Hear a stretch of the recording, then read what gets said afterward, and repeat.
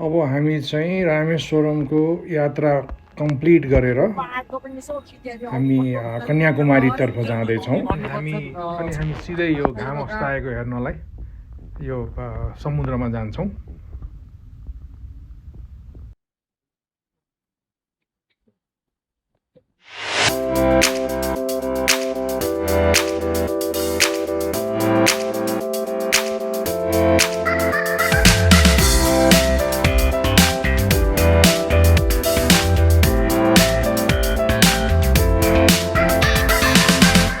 आज हामीले सनसेटको रमाइलो गऱ्यौँ। अब भोलि बिहान सबेरै हामी सनराइज हेर्न जान्छौँ। यहाँ चाहिँ अहिले हजारौँ मान्छेहरू चाहिँ आएका छन्। सबैजना सनराइज हेर्नलाई वेट गरिरहेछन्। अब कुनै पनि बेला सूर्य भगवानको दर्शन हुन्छ।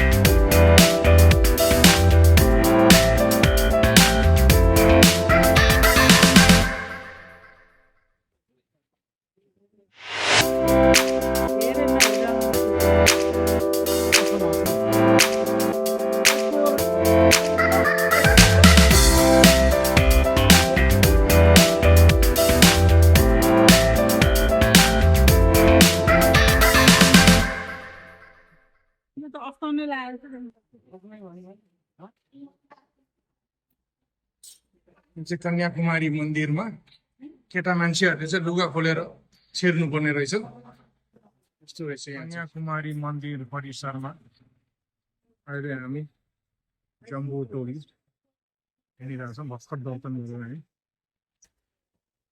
त्यहाँ तल पछाडि मन्दिर छ अनि धेरै भिड थिएन, सजिलैसँग दर्शन भयो। कन्याकुमारीको अर्को यो ठाउँ हुन त यो बिहान पनि मैले त्यहाँ हामीले सनराइज हेर्न आएको थियौँ।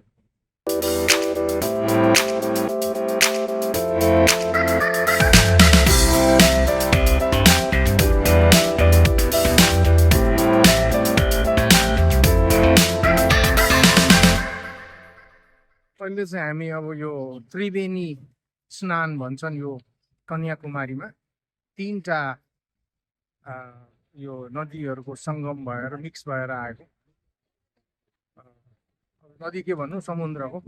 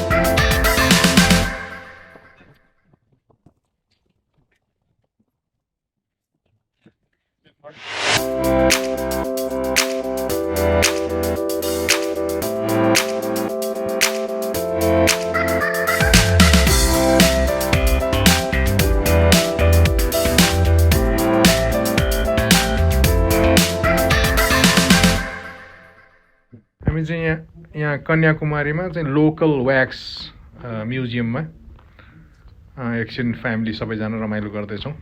रमाइलो ठाउँ रहेछ।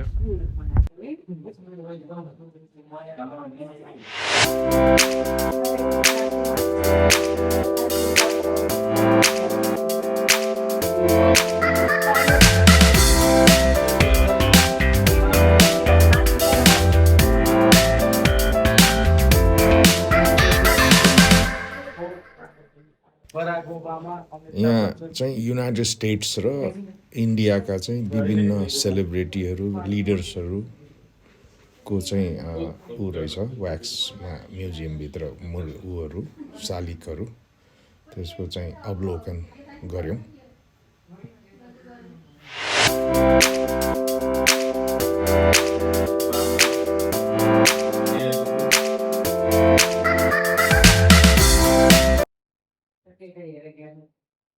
शाहरुख खानसँग मेरो जम्का भेट भयो यहाँ कन्याकुमारीमा। अनि उसले चाहिँ फोटो खिचौँ भन्दाखेरि हुन्छ भने उनीहरूले मैले एउटा फोटो खिचिहालेँ।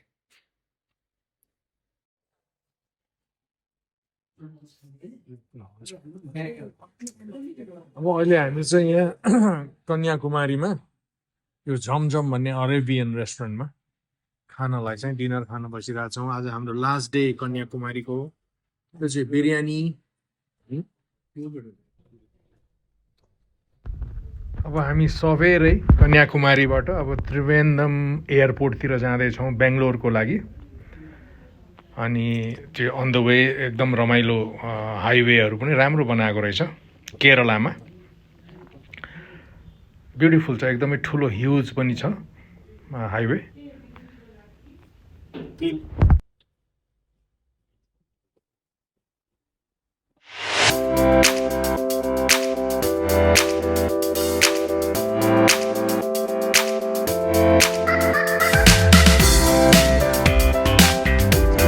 एयरपोर्ट केरलामा छौँ हामी। अहिले बिहान कन्याकुमारीबाट यहाँ आइपुग्यौँ गाडीमा। 2 घन्टाको बाटो रहेछ। अब यहाँबाट हामी हाम्रो 10:55 फ्लाइट छ। त्यो फ्लाइटबाट हामी चाहिँ के अरे बेङ्गलोर जाँदैछौँ। बेङ्गलोर जान्छौँ, आज राति बेङ्गलोर बस्छौँ। अति व्यग्रताका साथ प्रतीक्षारत यात्रुहरू बेङ्गलोरको लागि अब नेक्स्ट 55 मिनट्समा गेट खोल्छ।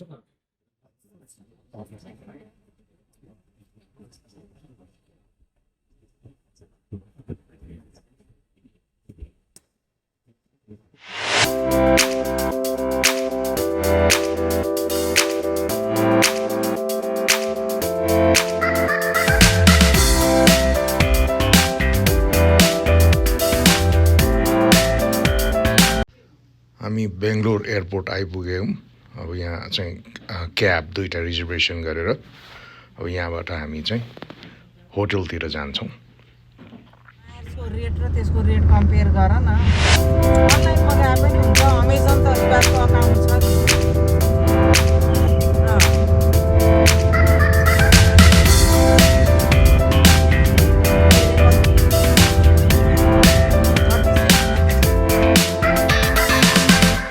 अब हामी होटलमा आइपुग्यौँ मेरियाटमा बेङ्गलोरमा। अब हाम्रो यहाँ चाहिँ 2 दिनको बसाइ छ, 1 रात 2 दिन। अहिले चाहिँ हामी अब यो रुमको चाहिँ चेक इन हुँदैछ। रोशन चाहिँ त्यसमा बिजी छ। अब हामी एकैछिन रुममा चाहिँ रेस्ट गरेर यहाँको नजिकै लुलु मल रहेछ एकदम वाकिङ डिस्टेन्समा। अनि त्यतातिर अहिले चाहिँ हामी जाँदैछौँ। अब एकछिन मलमा घुमघाम गर्ने, लन्च पनि त्यहीँ खाने भनेर।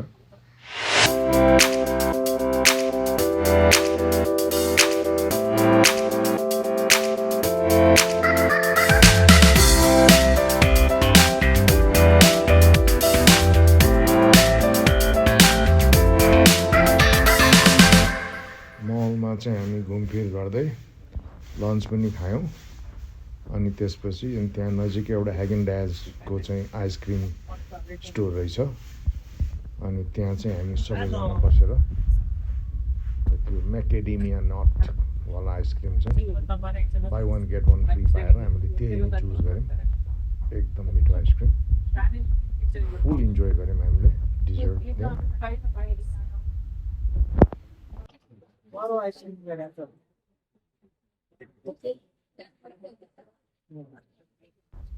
हामी डिजर्ट खाएर अब फेरि होटलतिर हिँड्दै रमाइलो दृश्यहरू हेर्दै होटल पुग्यौँ।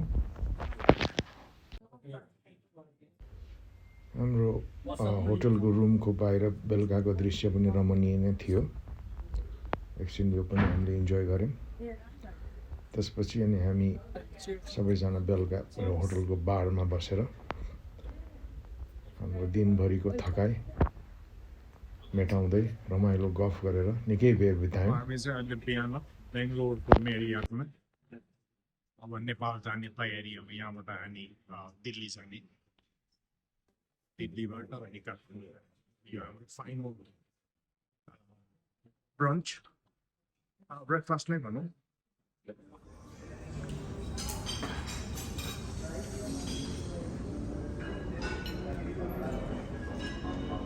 कस्तो होला यति चिसो पनि दाग सेन्सिटिभ कस्तो ठिक छ।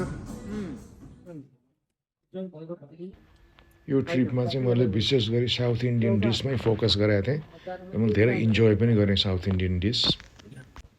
हाम्रो मोस्ट अफ द ट्रिपमा चाहिँ हामी एउटै गाडीमा ठुलो गाडी रिजर्भेसन गरेर घुम्थ्यौँ, तर आज चाहिँ हामीलाई यो ठुलो गाडी फेला नपरेर दुईवटा कार चाहिँ हामीले रिजर्भ गरेर दुईवटा कारमा घुम्यौँ।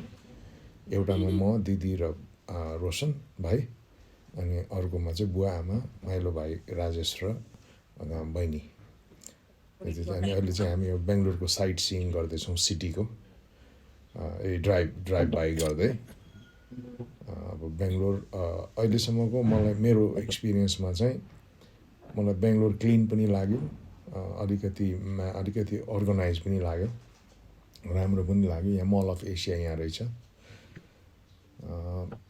र बेङ्गलोरको एयरपोर्ट पनि मलाई राम्रो लाग्यो, धेरै नै एडभान्स लाग्यो, ठुलो ह्युज।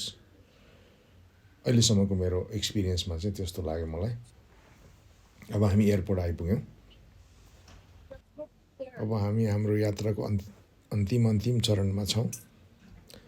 अब अहिले एयरपोर्टमा चाहिँ हामी अब चेक इनको गर्दैछौँ, सेक्युरिटी चेक इन गरेर ब्यागेज उनीहरूलाई जिम्मा लाएर भित्र जाने तयारीमा छौँ।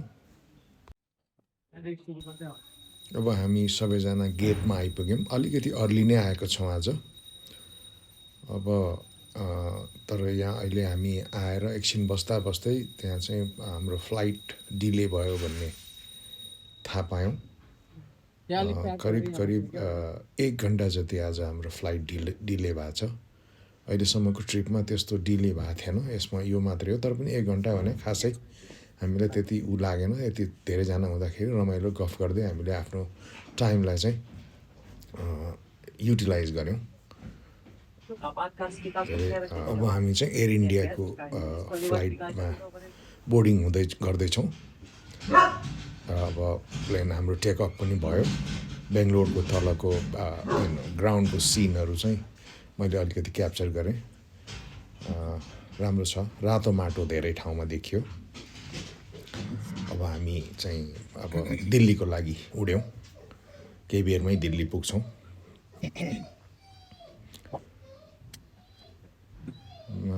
बिचमा उड्दै हामीलाई सामान एउटा खिचाएर दिल्ली एयरपोर्टमा उत्रिएर अब गेट नम्बर 18 मा जाँदैछौँ काठमाडौँको लागि। हाम्रो यात्रा अलमोस्ट सिद्धियो। हाम्रो अब दिल्लीबाट काठमाडौँ पुगेपछि यो यात्रा सिद्धिन्छ। यो चाहिँ Delhi airport duty free area हो। एकदमै क्राउडेड छ, डिस्काउन्ट रेटमा के राखिदिएको छ। मान्छेहरू एकदम लाइन लागेर चाहिँ किनिरहेछन्, तर मैले चाहिँ प्राइस हेर्दाखेरि कुनै पनि चिज डिस्काउन्टमा लागेन।